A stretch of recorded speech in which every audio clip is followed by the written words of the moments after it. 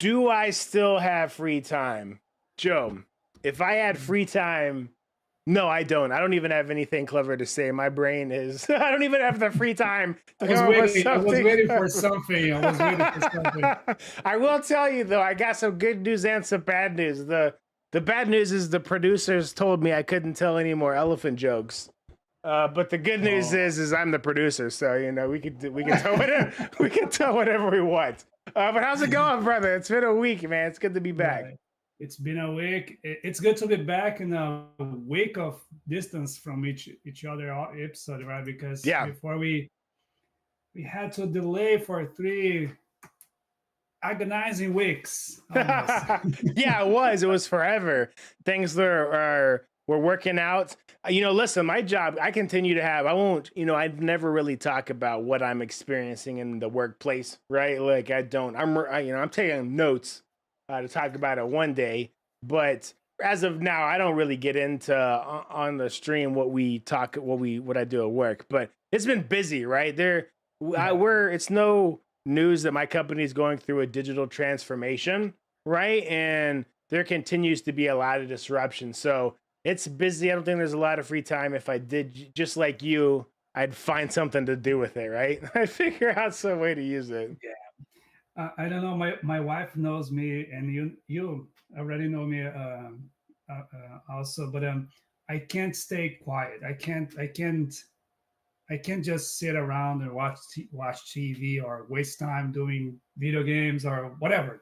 Right. I have to find things to do, but lately it's been way too much. I would say, because like you, I don't usually share stuff that I'm doing right now related to the work. Yep.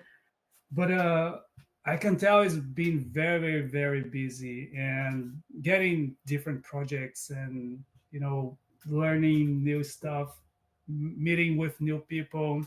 And on top of that, doing different things like side gigs and different projects. Yeah. It's taking a toll on my health almost, but at least on my sleep.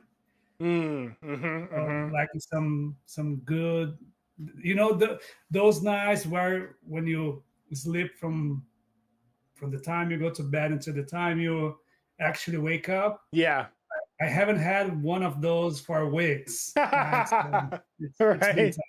No, I feel you, bro. Hey, first of all, mental health check. Make sure that you take a good pulse. Don't get hit burnout. Right. I know that a man of your ways is he's he's doing it for a purpose. There's a reason you're grinding as in the way that you are. But I'll say, just make sure that you find ebbs and flows. Right when you're able to finally get that night of sleep. Don't do like me and pick up the video game controller or turn on the Netflix and watch another show, right? Get that sleep. Dude, I went in to go lay down in my bed last night, and my pregnant wife, my 7-month pregnant wife, and my 2-year-old were laying in the bed sideways, and they thought it was so funny. And I tried to lay next to them like I normally do, and my 6-inch piece of the massive bed got like 4 inches somehow. They laid sideways and I had less room somehow. Explain that to me. But and so I was like, bro, you guys do this. I have a massive couch in the living room that is almost like my own king size bed. So I snuck out there, and it's probably a really good amount of sleep. So I feel you sometimes, even in a good environment, it's hard to get sleep, but I'm behind you, brother. I know you're doing some cool stuff. What's been on the agenda for you? Have you been working on generative AI? Are you working just on automation?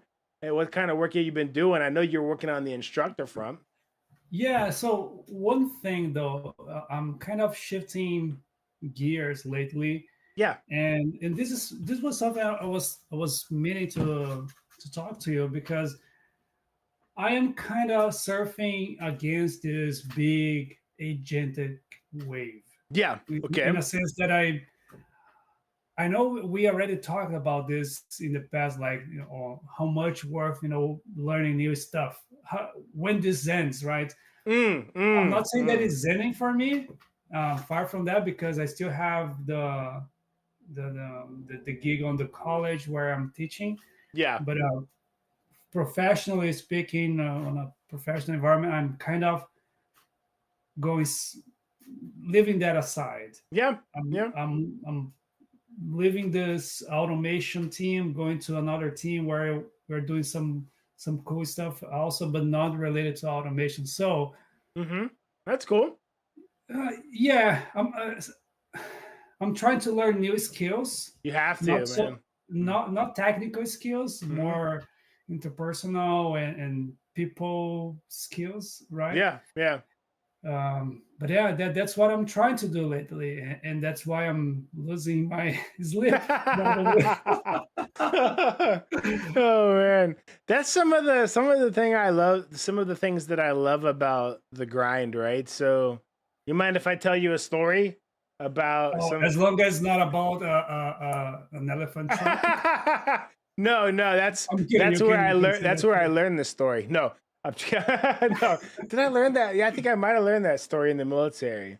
But I had a situation where I attended this leadership. It's called LDAC, the leadership course that all the U.S. Army's future officers from the ROTC programs and colleges, they all go to a summer leadership evaluation course, right? Mhm. They, even though you have things that you're evaluated on a national scale, everybody goes to the same month-long leadership, experience where you get evaluated in all these scenarios. And so I remember going through this, and I had a little bit of an advantage because I'd already been in the military a few years, right? Some of these people were in college and they only had military training through RTC. But the problem is the evaluators, like they can quickly tell who's been in the military, who's prior military, and who's not. And so we were executing some missions, and it like we were in Washington State, and it's like springtime. It's like summer. It's like during the summertime, and it was just like you can imagine it going from being nice and sunny and seeing mountains to all of a sudden it's just raining for Mhm. 12, 15 hours nonstop. And we're in the military. This is not I'm indoors. I'm out in a tent in the woods doing training, doing exercises. And so you go through these situations, And the people that do your evaluations, these are some pretty high speed people. It could be a captain, or it could be a pilot who drive, does fancy stuff, or it could be a special forces guy, Mm-hmm. whoever these instructors are. And I was getting evaluated one time, and I'm doing this mission. It was like they call it sticks, but it's basically like combat training in the woods with your guns, and you're doing like assaults or ambushes. Now, it depends on what mission you pull, right? You find out when you get there, and you got to Mm-hmm. like basically, execute the mission. And so I did it. I executed it, and I kind of nailed it out of the park. And I'm getting my evaluation afterwards, and they have this grading system. It's really hard to get what you call as an E, which is an excellent rating. Mm-hmm. But I'm getting the E. He's evaluating it to me, and he said, you know, I'm going to give you this evaluation, but I'm going to tell you some real shit right now. He said, what I noticed just man to man, it turns out this guy, I'm looking at him, and he's a E7. He's like a sergeant first class. And he's a special forces and ranger tab. Like, this guy's been to combat, Green Beret. Like, he's seen some stuff. Mm-hmm. And I'm like, holy shit. And he's telling me, he's like, Sarge, he's like, you're a genuine leader. And he says, you know why? He says, because when shit hits the fan and you're in some shitty ass conditions, like, you can tell what kind of leader you are in those environments. He said anybody can come out here when the sun's shining and take charge, lead people who are motivated and they're comfortable, and they got a good night's rest. It's easy to kind of lead people like that. But when people have been out in the rain for 3 days straight, their boots are soaked, their socks are soaked, they've been doing these same missions for 2 days straight, and they're tired of playing, soldier as a college student in the woods. But you can still get them motivated and excited and hooping and hollering, in the context Nice. of the thing. He's like, that's what you beg for. He's like, I can see you were struggling at the end, but he's like, as a true leader in these evaluation situations, you want shitty conditions. You want it chaotic, because most people can't operate in those conditions. And so I Yeah. really took it, as like a charge to, like, anybody can be good or anybody can execute on the job. The military aside, this is at work, anywhere, right? In life, at home, in your personal life. Anybody can execute on the job in great conditions, right?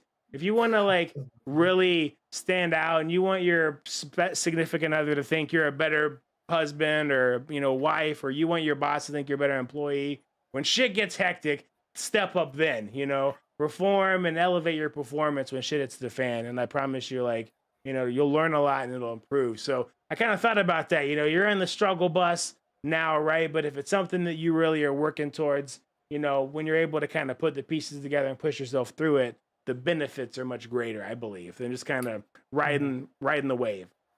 No, that makes a lot of sense, and I totally agree because it is easy to lead a team where everybody's good and you are a friend of everybody and the project is going well and whatnot. Regardless if it's military, it can Yep. be a IT Correct. project or whatever kind of project. Yep.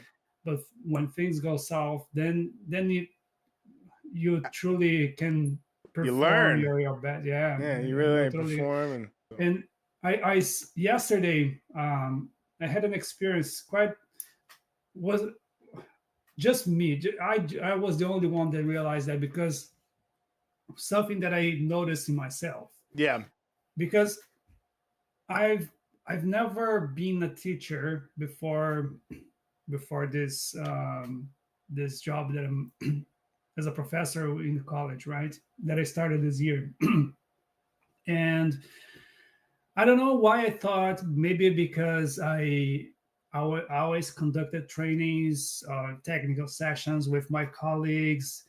I always like to help people, right? When they have struggles, I would sit together and explain whatever I knew, Yeah. transferring knowledge. I always loved that. But I've never been a true a teacher on the spot, with a full class and whatnot. Yeah.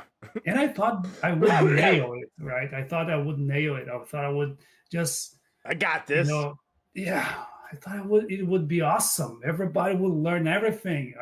Everybody would leave from my classroom ready to get certifications, right? And very quickly realized it wouldn't be that easy, right? because you have, of course, you have this very good students that you say a half a word they already understand, Hmm. but you also have those students that you need to write a paragraph to explain a word, Hmm. right? Yeah. And spend much more time with them.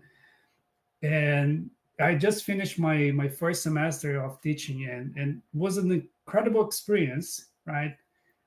Humbling experience. You know, Mm. I realized, okay, I have a lot to learn still, Yeah. and this is one of the struggles that I'm having lately, right? Sure. Sure. But yesterday I went to my daughter's school. They had this kind of event that some teachers were showing what they were doing, like extra curriculum activities, some programming techniques with a Scratch. I don't know if you have ever seen. Mm. It's a kind of blocks programming. You kind of drag and drop blocks. It's a low code programming for Yeah. kids. Cool. It's Cool. very awesome. But I was there watching the teachers teaching the kids Mm.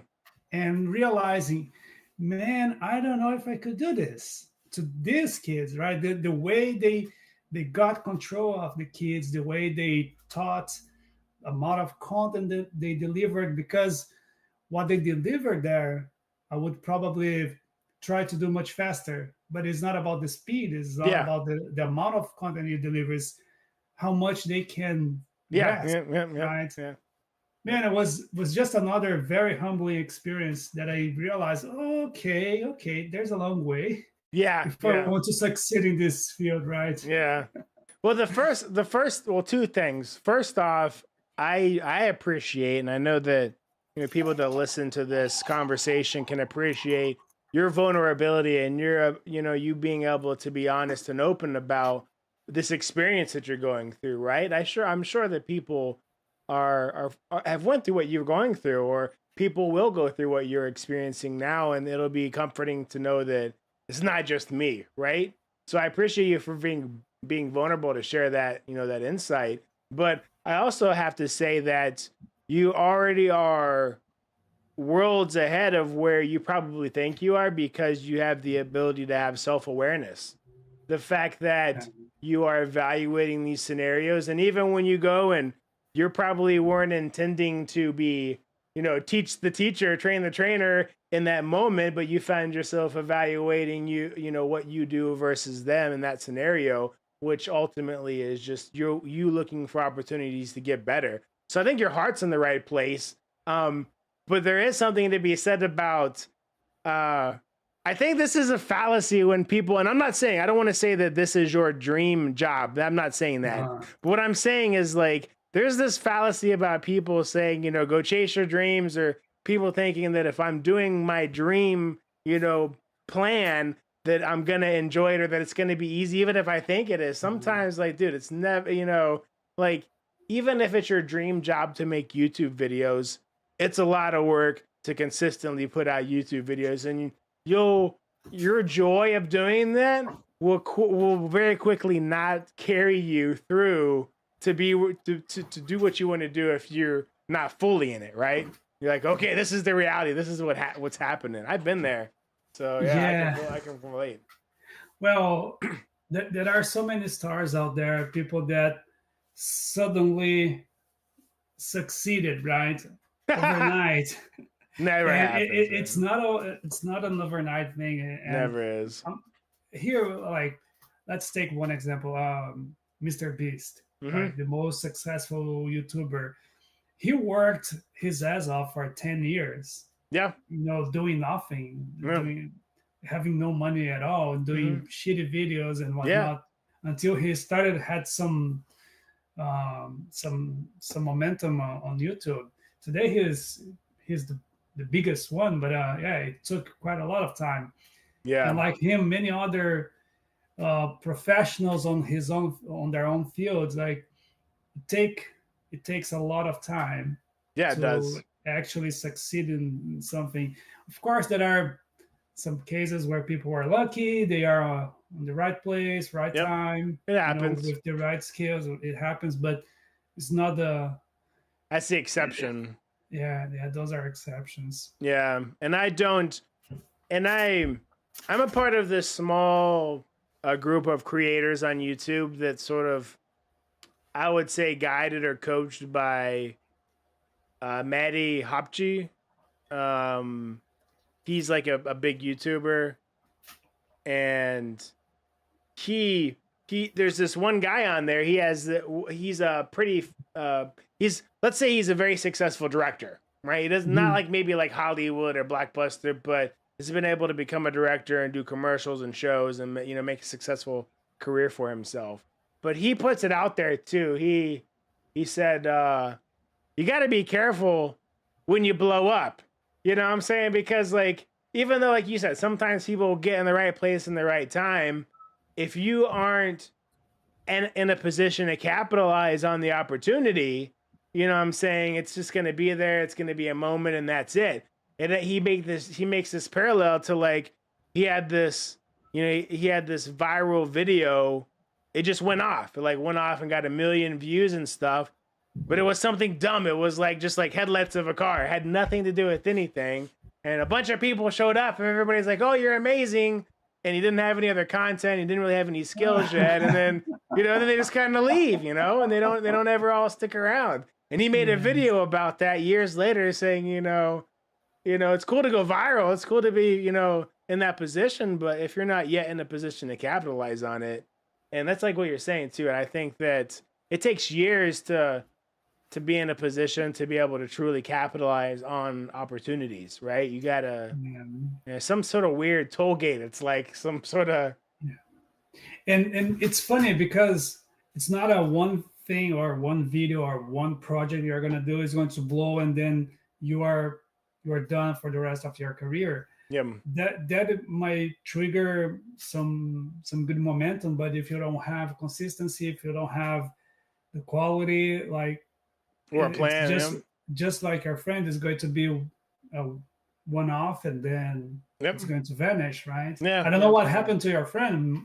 He might be successful today, but it's very what happened crazy. to him? What happened to him? So he got this video and then what happened later? I mean, he still does it. He still does videos. I think he's still growing quite well on like YouTube as a platform. Right. He's gotten thousands and thousands of subscribers since then, since that video, because he's also had a couple other really good videos, and he's a talent, right? He's a talent in front of a camera. He's got a character about him. He plays a persona, which I'm sure is genuine to his own personality. But given that he's been behind a camera again for 10 years, shooting commercials and doing this kind of stuff, he knows now how to be like that, at least enough to, deliver on what he wants to do. So I think he's slowly growing it. I don't think that maybe he has any intent to make it $1 million business right now. But I'm sure in the aspect of him wanting to see growth, positive growth, that he's done that from since then. Right. But you can also tell that he's changed up what he's doing. Right. Prior to maybe this camp and some of his historic footage, it was all about what he wanted to create with the camera and put it on YouTube. And it didn't really, it wasn't about like, what's Joe going to look, or is he going to like my video? And that doesn't mean that the videos weren't good and high quality and well produced, but they were just aimed at a different audience. Now he's creating like, the top 10 cheapest way, things that I use for filmmaking. So he's playing the game now. He's playing. So, okay, got it. He's growing and stuff, and he's adapted. So that's sort of what he's doing. But again, I don't know what his kind of influencer type of video. Yeah, I think it's so wild. This market is so wild. I was watching a documentary, and this lady, she started an agency with a bunch of of kids, children, and one of her own, a little girl, and they grew so much. But I watched pieces of this documentary. My wife actually was watching, but it seems they went so crazy. They started Mm. doing some shit, and Yeah. even the kids were saying that after a point, there was a turning point. Things started to go south, and they Mm. were even just pretending like to be happy, just pretending to be a Ugh. couple, just pretending to be smiling, Yeah. right? To get the videos, and they were working like 16 hours Yeah. a That's what I'm day. saying. Like, As a kid, man, as a kid, I that's was, absolutely insane. And that's like yeah. adults basically, indenturing their own children out so they can get popular on social and the parents can get the money. The kids obviously are going to get some of the money and stuff, but I think I find that kind of stuff absolutely sickening, and that's the negative side. And if you read where, places like Forbes and the New York Times and these different, publications are saying that this market, this creator economy market Mhm. that even we're dabbling in now is going to like, quadruple and triple even from here on out, right? It's supposed to continue to grow. And so the people trying to get in and cash out and do that kind of stuff will continue to happen.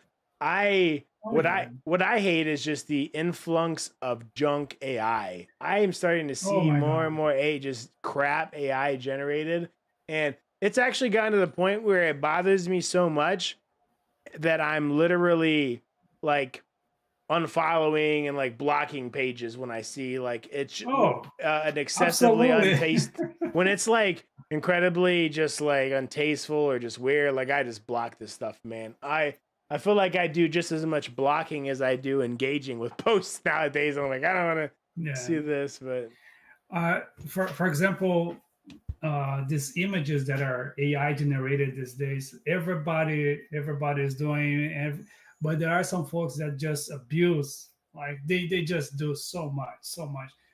And I've been doing the same on the only social network that I have, LinkedIn. yeah. I am unfollowing a lot of people, man. I am Oh yeah. unfollowing. All right, which one? Just like the AI, the Gen AI stuff. Such a like Gen AI, the agentic people. You're like, I'm not really in the industry, so I'm out of some of But those groups too. Yeah. I told you already, right? The way this, and I know, and this might be something we can elaborate on the Yeah, let's talk conversation. But about it. I Yeah. know you Let's get like to the you tech. feel that the agentic world is coming, and It it's is, the brother. next thing. Yeah. And I kind of believe in you, and I believe that this is going to be the great next thing. But Give me the drama I'm though. But I'm so tired, man. Like yeah. I'm tired of looking everywhere and just seeing that. But I believe it's because of my social network, because Yeah. I got engaged with all these folks that are doing this. Now everything that I see is agentic, Yeah. and I want to see other stuff. Yeah, That's so it. so it's weird because I wonder if there's this concept that's playing out right now or that's starting to play out and we're just kind of in this initial part of it. And there's been this talk of Industry 5. I think I mentioned it on season 1. Mhm. Where everything is advancing so far that everything just starts blending together. And so now you're in a situation where, and this is one of my concerns. This is a genuine concern I have, and that's why I can't wait to see what happens on April 30th, because UiPath has traditionally been a business automation platform, and they became a powerhouse because of what they did in that space. And then they started expanding, and they went in the right direction on certain categories like document understanding and now test automation and agentics. But the problem is you're getting hammered from all directions. They aren't the only agentic show in town, right? Salesforce has agentics, Microsoft's got agentics, Nvidia's got agentics, Jeremy and Joe's got agentics, so you can't get away from it. Like it's happening and we're seeing this convergence where everybody's sort of like claiming the same thing, but there's been very little, I'll say, in the terms of operational progression through demonstrated application of agentics, Yeah. right? Yeah. There have been use cases. Adoption. Here's adoption. Your product is nothing without adoption, right? And Yeah. here's my biggest concern when I hear that we're done and we're going all in on agentics is that the CTO told us at Forward last year, not even 12 months ago, and he said, we can solve all of the business's problems, 99.9% of them with the tools we already have. And that just continues to ring a bell, right? And I asked this on a focus group that I'm in. Like, it's not a focus group, it's just sort of a bunch of nerds from all different levels. But I asked this question and I said, is it a bridge too far to travel for these organizations, right? Like, if I can do everything with RPA or automation anyway, do I need agentics? Or am I going to even use it, right? And I don't think that just like using agentics in a business process is the proper way to do it. I think you got to get a value stream together and have operational leaders and automation professionals come together and build an entire business process from front to end with agentics from when the faxes come into the faxing machine till the account's closed. So, but here's the thing, right? How do you deal with situations like this in an organization, Joe, where let's say you're at TD Bank and you guys have your RPA program, you guys, it's controlled by the technical guys and you guys own it, but all of a sudden you guys are going through, some type of CIO changeover. Your CIO is coming in or leaving out, and some of the rules are changing. And during this period, your business says, I want to do agentics. So you're in a position now where you guys already have at TD Bank, you already have an RPA program and you've invested in it. And now you have part of the business who went, and they budgeted $500,000 to do agentics, and they're working with UiPath and they're getting licenses to start working on it. So what happens in these scenarios where maybe you don't believe in it, or maybe you don't see it's necessary, but the business is moving on without you trying to use it? What do you do? That's a real chin scratcher. Yeah. Use your professor brain. So I'm trying to think, how can I answer this? So, well, so okay. Yeah, you got me. Yeah. It's hard, man. We how can I put this without disclosing anything? Well, you don't have to disclose. This is hypothetical, right? Your organization isn't doing this. Yeah, you can say my organization. Yeah, of course. Yeah. I don't even. Is that what your organization? Yeah. Speaking, I would say it all depends on the risk appetite of the company. Okay. First of all, but business. I don't like business driving technology decisions. Okay.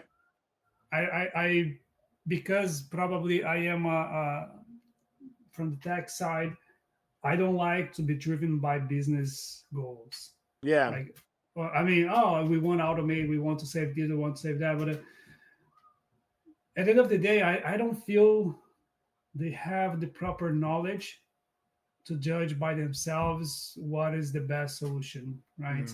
So if they just come with a big check, say, oh, we did this agentic, I would challenge, right? So I would challenge, and I already challenged many people about that, because, well, it might seem a good idea on the short term, but on the long term, it just becomes what do you think happens long terms? What's unfeasible about it from your opinion? I'm curious. This is not me like nitpicking your strategy, because I know you kind of came up with it on the fly, so I don't expect it to be bulletproof. But operationability of the whole thing, especially with AI, there's no actual business scenario that I can base on to to tell, okay, this is I can operationalize this this agentic program. I can define, I can have very well defined roles and responsibilities and teams, and who is going to take care of the day two support, who is going to be the day one support. That's important when trying to deploy agentics. It was important with RPA, right? It was already important with RPA. Exactly. One very simple thing: who is going to maintain the models, right? Who is going to be responsible for updating the models? Who is going to be responsible for bringing new models? Who is going to be responsible for who's just responsible for the models? Are they on-prem? Are you leveraging a third party as a subscription? How do the calls work? You know, how are you? So, there's a new term I read about, and it's almost like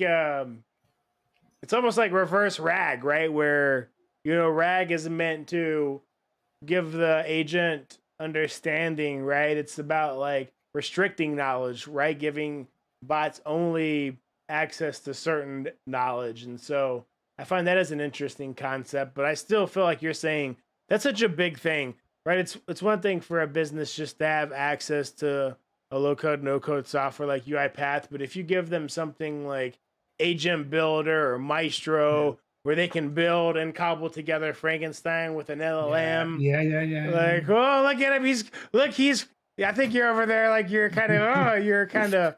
You were because I already saw some use cases where. Yeah, I already saw some RPA, traditional RPA use cases where the business was leading, right? Was not technology. Yeah, was the business side, and they are pretty bad use cases overall speaking. Yeah. Right? Yeah. So I might be a man of a little faith when it comes to the business decisions. So I might be biased on my opinion. I'm definitely biased on my opinion.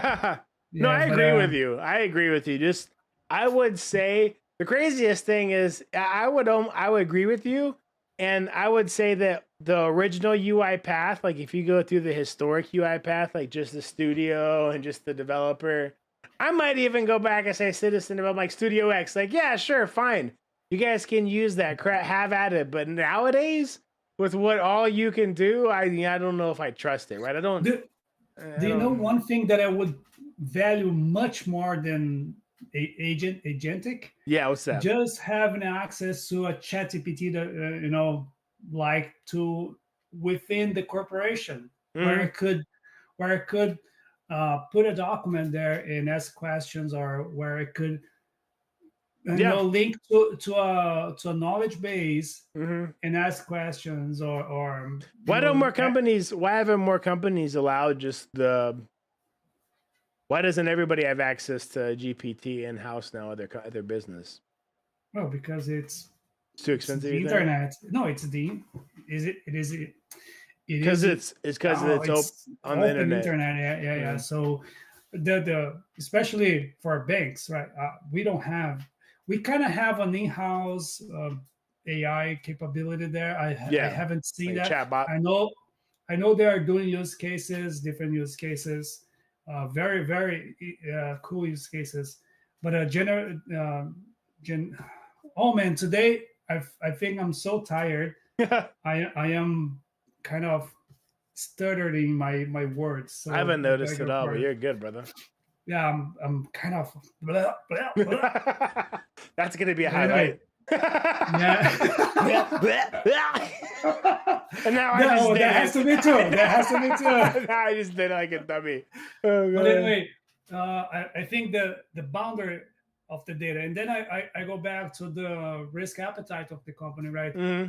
Bigger company, bigger risk, so we have more to lose. So we don't want our data go into the internet.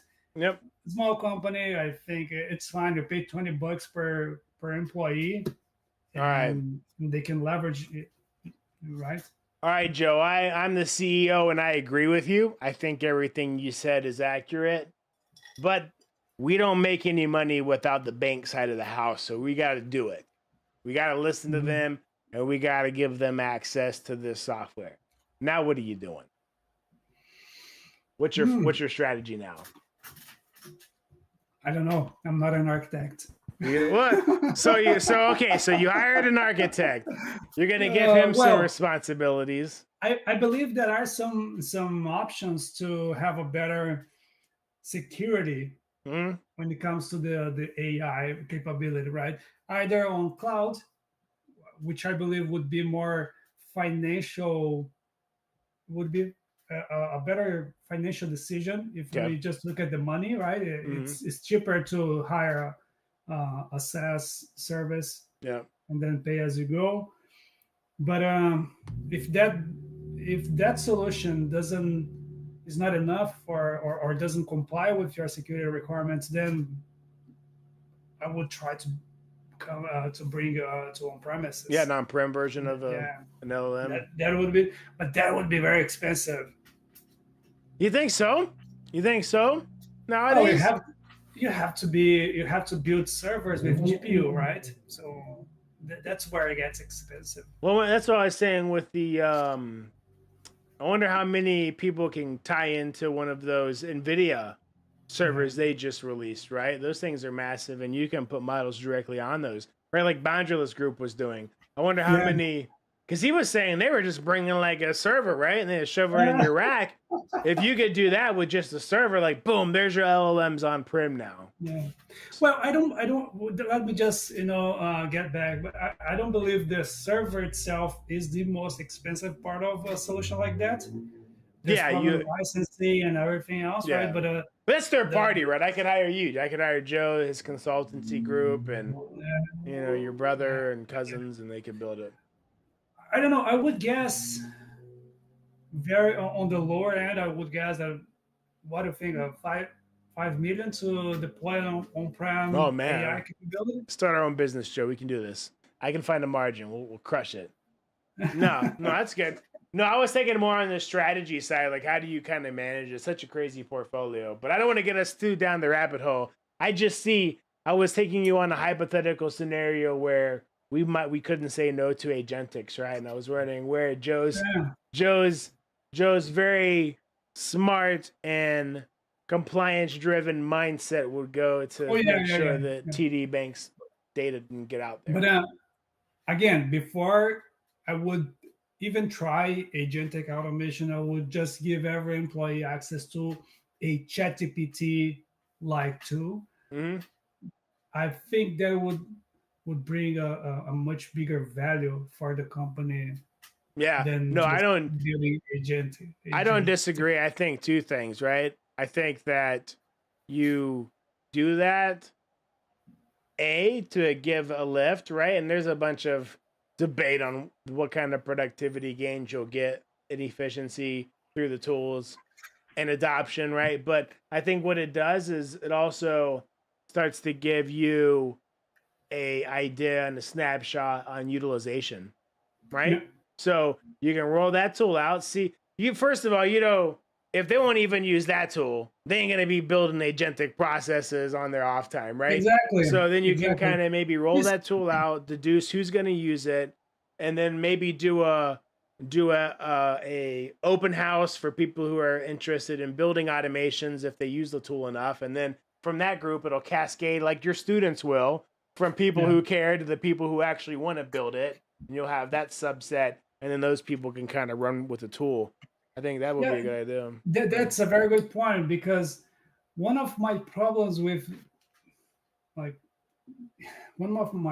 this push to use agentic is because when you go to a massive corporation with tens of thousands of employees, not everybody there is tech savvy, right? Yeah.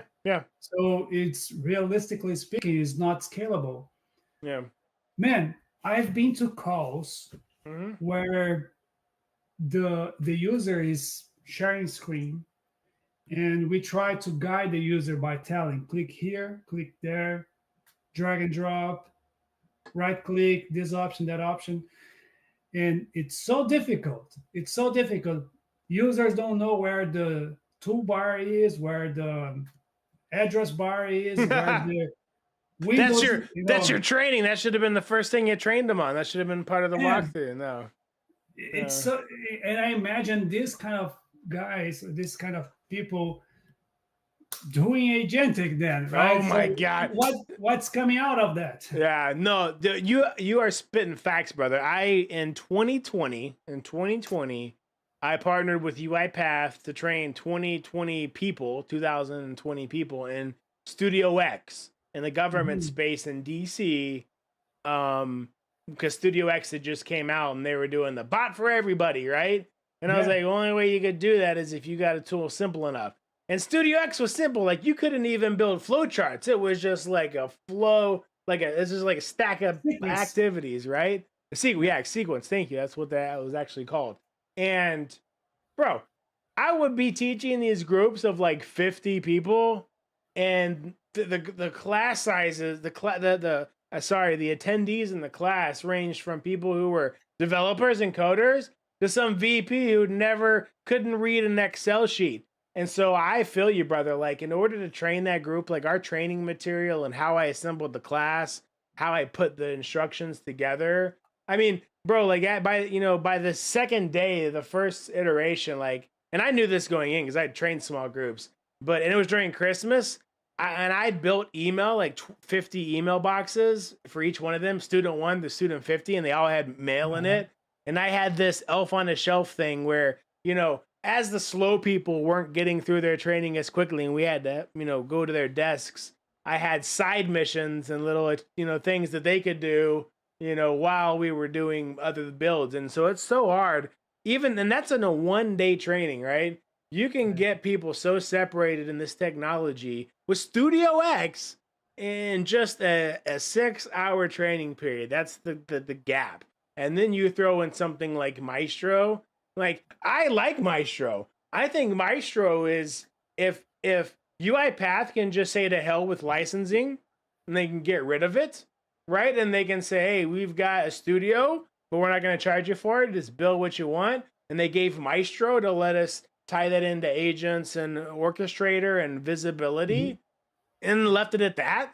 You know what I'm saying? That would be the perfect tool. But I've been there and done it. Maestro is not Studio or Studio X. And while it looks good to us, the problem is like when you've been in it so long and you've been doing it so long, complex stuff looks simple to you. Yes. Complex stuff looks simple to you because you've been involved. And when you look at Maestro and you compare Maestro to Studio X, it's not the same tool. They're not even trying to do the same thing. But just for simplicity's sake, right? If an agent for every person wasn't possible with Studio X, you're not going to be able to hand Maestro, to people and then think all of a sudden like everybody's building agents, right? I like it, but I don't see it. Um, and so I'm very interested to see how it pans out, right? I think that, sometimes that's the issue. When you're in it too long yourself, you don't see it. That's another thing though, right? They did this study with Nobel Prize winners, and it's very hard for most of people in the novel fields that through with these scientific discoveries.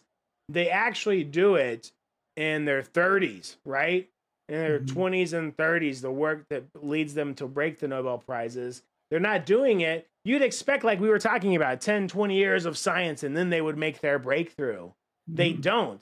The problem is they start looking at the science and they get trained and indoctrinated into a way of thinking. They don't think outside of the box anymore, right? Mhm. They're kind of trained and they just see what they see and they don't have novel. They just don't think out like that. But when they're Mhm. new and they're looking at Maestro and they don't know what the hell it is, it's novel and they can win a Nobel Prize, But now I think it's gotten so complicated and they've built something, and to them it seems simple, but like if you're looking at Studio X simple and getting everybody to use it, I don't know. I don't know. I don't know. Man, you see how much disconnected I am. I saw Maestro on the on not orchestrator on the UiPath cloud, Mm-hmm. but I don't even know what that does. I I, I didn't even open. Like I haven't seen anything about that. So I kind of have a wild guess, Mm-hmm. You but you you can imagine it as like a canvas to build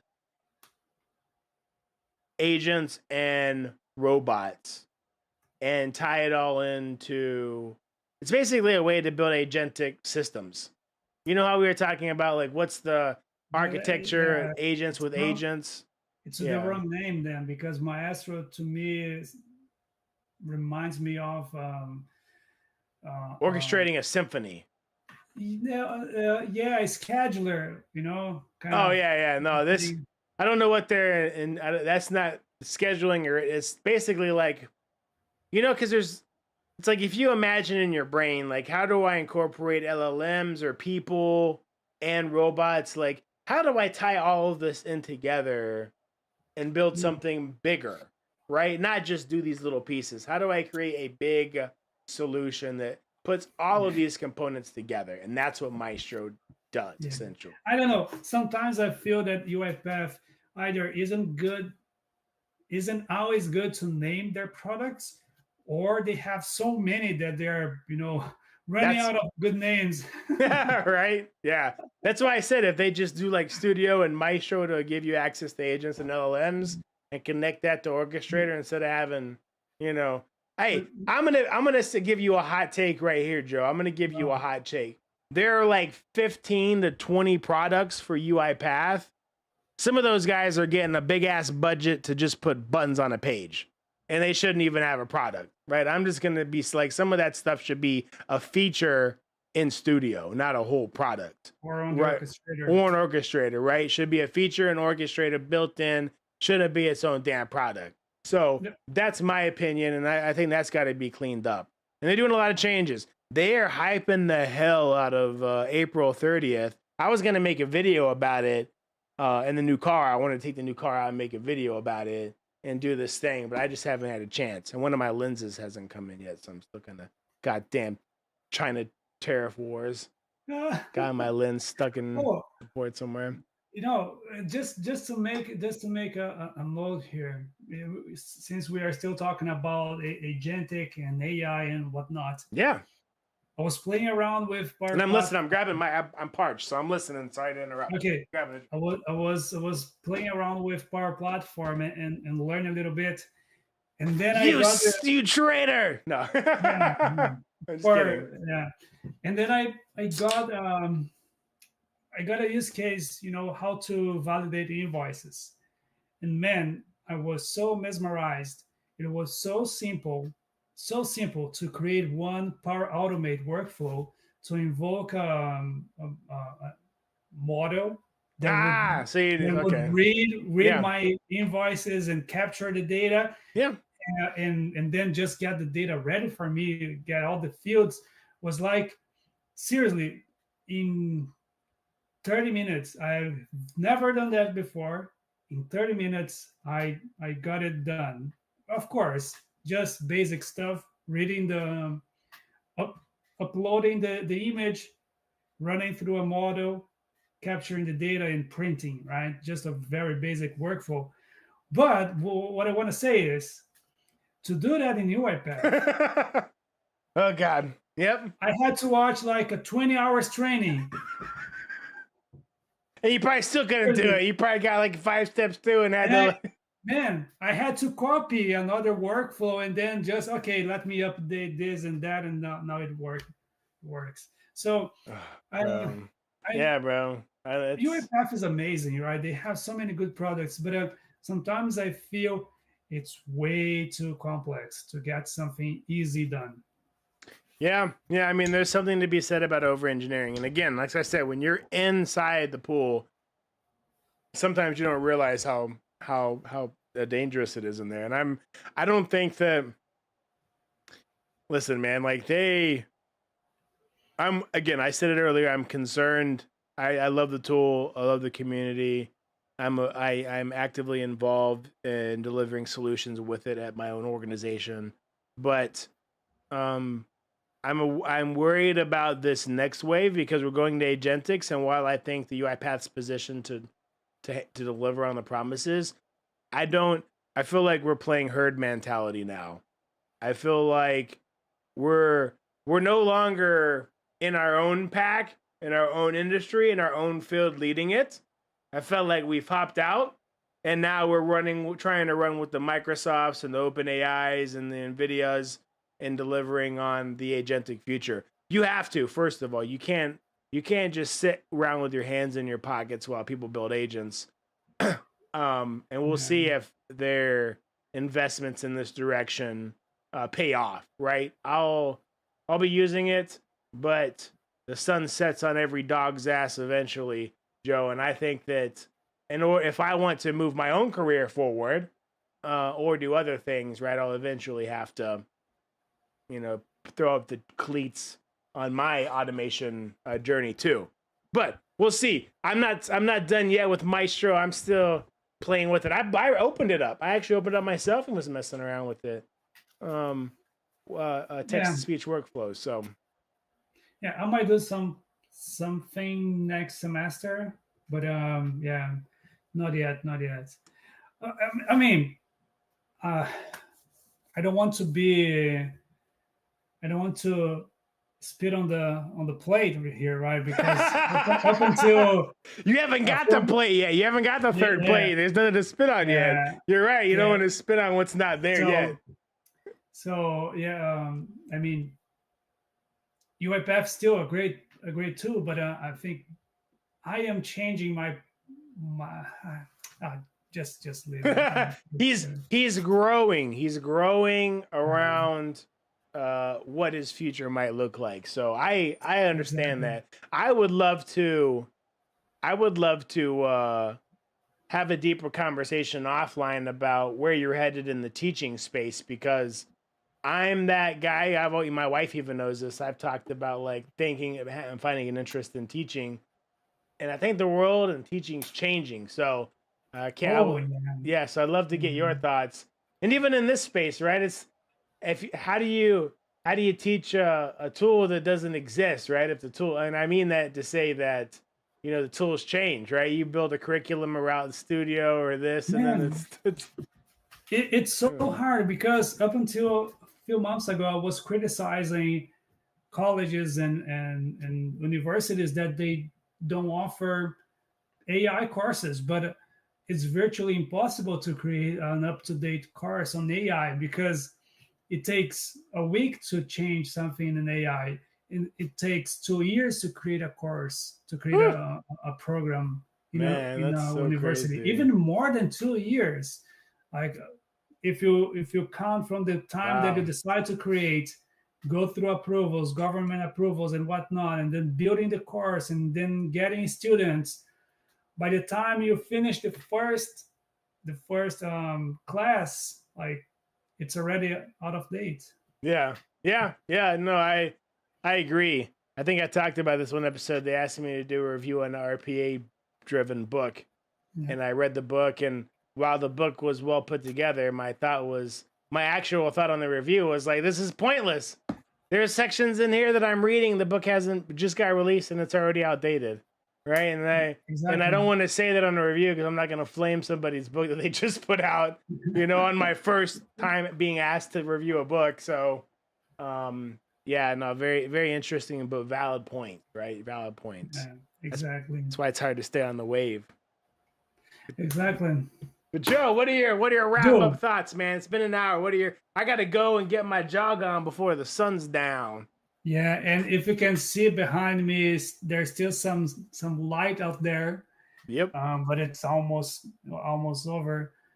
But man, final thoughts. I need some rest. There you go. Well, you get out of here, man. You unplug. You have a wonderful evening. Get your mind some rest. Don't think about any shit, and you take it off, man. It's been. Hold on. Yeah. Some rest. Some breast. Some rest. That was the connection. If you want both, I'm not a man to judge, friends. So there you go. With that being said, we got to get out of here, Joe. I have initiated the outro track. Okay, let me know when my mic is muted. It's not muted. Not yet, brother. We are out. Later, Rope Dog. Thank you for hanging out. Hope you have a good one, friend. We are gone. Oh, yeah. Cheers. Crack 'em if you got 'em. Out.